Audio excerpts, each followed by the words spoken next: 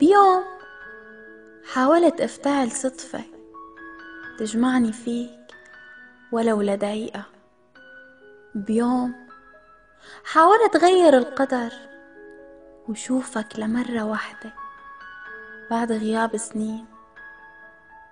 بيوم نطرت بمكان بتتردد عليه دايما، استنيت، رجفت، صرت اطلع حوالي، حسيت كل شي عم ينطر معي، الشارع، الشجرة، حتى عمو الختيار يلي قرب مني وقال لي صدقيني ما رح يجي.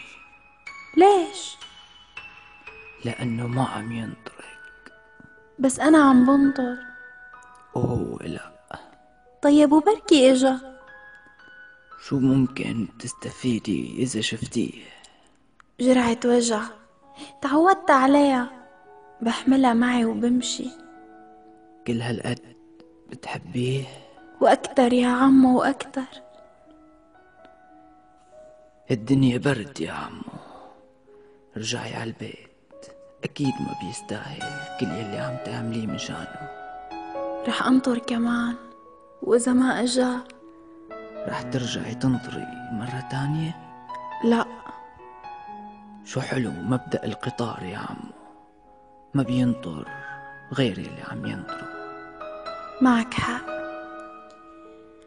للحظة ما قدرت أمشي، صرت أطلع بالمكان. تمنيت لو إني حجرة، شجرة، إشارة مرور، أي شي ممكن يشوفك أو يلمحك.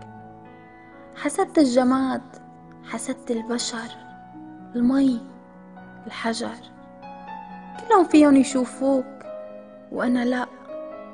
نطرت ونطرت، اجيت بخيالي كتير، لكن عواقعي تأخرت. شو ندمت لأني حاولت غير القدر يلي ما قدر يجمعني فيك بولا صدفة.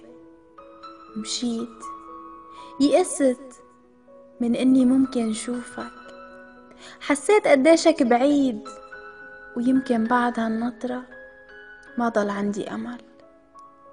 حسيت للحظة إنك متفق مع القدر، ما ألمح عيونك مرة ولا حتى شوفك بالمرة.